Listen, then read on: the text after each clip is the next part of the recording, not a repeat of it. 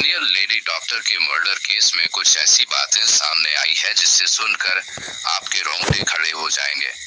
9 अगस्त 2024 की रात पश्चिम बंगाल के कोलकाता में आरजी कर मेडिकल हॉस्पिटल में जूनियर महिला डॉक्टर के साथ दुष्कर्म और हत्या की घटना से पूरे देश में आक्रोश है।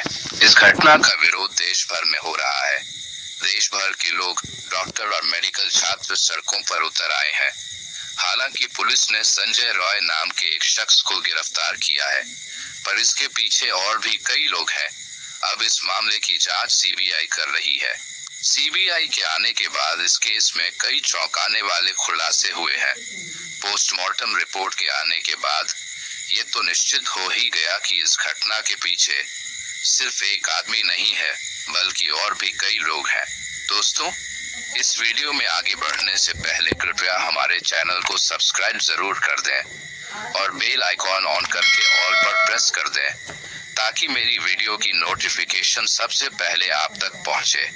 सीबीआई की जांच में संजय रॉय ने कुछ ऐसे राज खोले हैं जो न सिर्फ दिल दहला देने वाले हैं, बल्कि इस केस के हर राज से पर्दा उठाने में सक्षम है। संजय रॉय ने कन्फेशन दिए हैं कि कैसे उसने डॉक्टर बेटी के साथ जबरदस्ती की। संजय ने बताया कि उसने पहले डॉक्टर बेटी को मारा पीटा, बेहोश किया, फिर उसके साथ जघन्य अपराध किया। कुछ समय बाद वो फिर से होश में आई और फिर से संघर्ष करने लगी और संजय को रोकने लगी। लेकिन संजय ने आसपास मौजूद चीजों से उसे जोरदार तरीके से मारकर पहले बेहोश किया, फिर उसे बेरहमी से मार डाला और डॉक्टर बेटी की जान लेने के बाद वहां से चला गया। निकलते वक्त उसका एक ब्लूटूथ डिवाइस नीचे गिर गया, जिसके आधार पर वह पकड़ा गया। इस केस में भले ही पुलिस ने संजय रॉय को गिरफ्तार किया है, लेकिन इस केस के केंद्र में पूर्व प्रिंसिपल संदीप घोष नजर आ रहे हैं। यह पहला मौका नहीं है जब संदीप घोष विवादों में घिरे हैं। संदीप घोष का पूरा करियर ही भ्रष्टाचार और पद के दुरुपयोग के आरोपों से घिरा हुआ है। संदीप घोष ने घटना के 3 दिन बाद अपने पद से इस्तीफा दे दिया था, लेकिन आरोप है कि उन्होंने इस पूरे मामले में लीपापोती की और हत्या के मामले को आत्महत्या का रूप देने की कोशिश की। अब सीबीआई लगातार उनसे पूछताछ कर रही है। सीबीआई ने संदीप घोष से कुछ महत्वपूर्ण प्रश्न किए, जो कि इस प्रकार है। इस घटना के बारे में आपको कब और कैसे पता चला? इस घटना की जानकारी मिलने के बाद आपने क्या क्या किया? आप इतने सालों से मेडिकल प्रोफेशन में है, जब आपने लेडी डॉक्टर की बॉडी देखी और देखने के बाद आपको क्या लगा? जरा यह भी बताइए कि पुलिस को किसने और कब कॉल की थी और पुलिस को क्या बताया गया था? मृतक डॉक्टर के परिवार वालों को कब जानकारी दी गई और किसने जानकारी दी? मृतक डॉक्टर के परिवार को आखिर क्या बताया गया था? आपको किसने बताया था कि यह सुसाइड का केस है? मृतक डॉक्टर के परिवार को गलत जानकारियां किसके कहने पर दी गई? किसके कहने पर परिवार से कहा गया कि आपकी बच्ची ने सुसाइड कर लिया है? इसके अलावा भी सीबीआई ने पूर्व प्रिंसिपल संदीप घोष से कई सवाल पूछे, जिनके संदीप घोष ने संतोषजनक उत्तर नहीं दिए, और यही बात पूर्व प्रिंसिपल संदीप घोष के खिलाफ जाती है। सीबीआई की जांच में और भी कई खुलासे हुए हैं, जिससे संदीप के काले कारनामों का पता चलता है। इसके साथ ही अस्पताल कैंपस में ड्रग रैकेट एक्टिव होने की भी बात पता चली है। आपको यह जानकर हैरानी होगी कि खुद ही नैतिकता के आधार पर इस्तीफा देने वाले संदीप घोष के कनेक्शन इतने पावरफुल हैं कि उनके ऊपर भ्रष्टाचार से लेकर कदाचार तक के तमाम आरोप लगते रहे हैं, लेकिन ना तो कोई उनका इस्तीफा ले पाया और ना ही उनका ट्रांसफर कर पाया।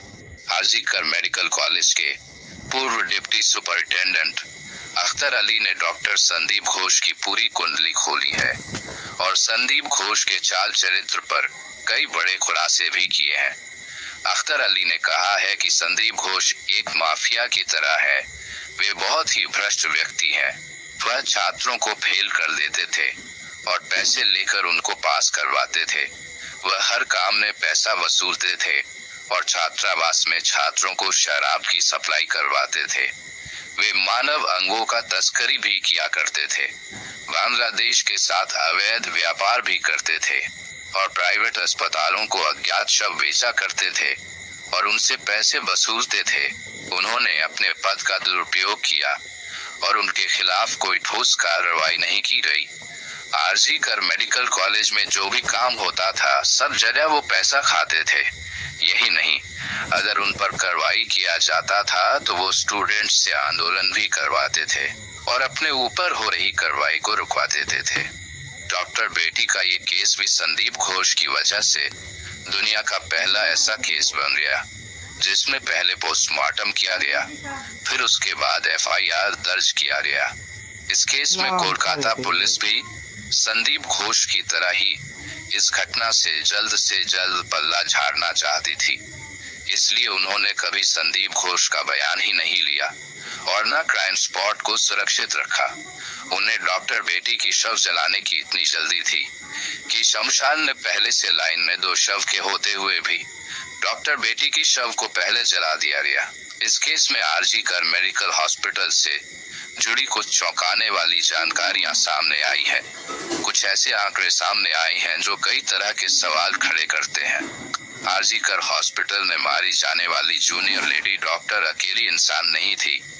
इससे पहले भी कई लोग मारे जा चुके हैं जिनका केस आज तक सॉल्व नहीं हो पाया है।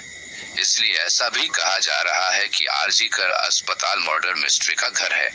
यह बात इसलिए भी कहा जा रहा है क्योंकि पिछले 23 सालों में 2001 से लेकर 2024 तक आरजी कई डॉक्टर्स की रहस्यमय तरीके से मौत हो चुकी है। आइए अब आपको सिलसिलेवार ढंग से बताते हैं कि 23 सालों में कई डॉक्टर्स की मौत पर आरजी कर अस्पताल की मिस्ट्री आखिर है क्या। पहला मामला है 2001 का। 2001 में सौमित्र विश्वास नाम के छात्र का शव आरजी कर मेडिकल कॉलेज के छात्रावास के कमरे में लटका हुआ पाया गया था।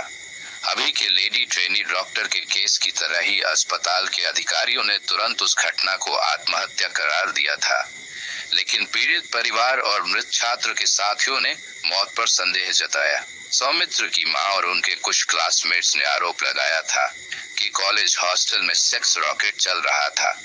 हॉस्टल में कई अश्लील काम किए जाने के आरोप भी लगे थे।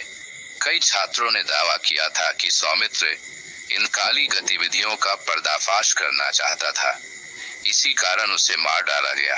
पुलिस ने जांच शुरू की, लेकिन मामला जब कोर्ट तक पहुंचा तो कोलकाता हाई कोर्ट ने सीआईडी जांच का आदेश दिया।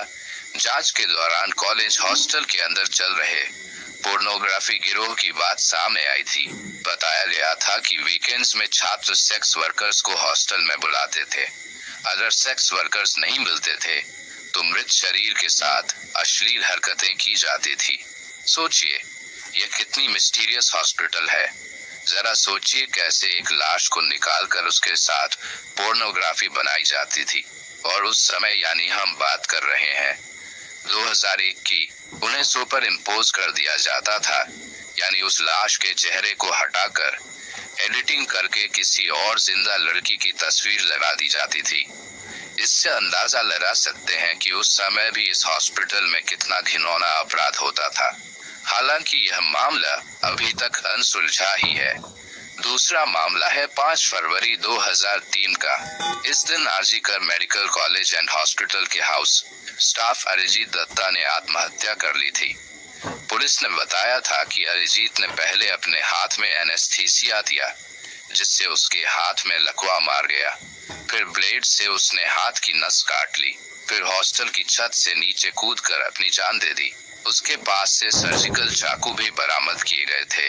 जांच के बाद भी कुछ निष्कर्ष नहीं निकला और मामला ठंडे बस्ते में डाल दिया गया।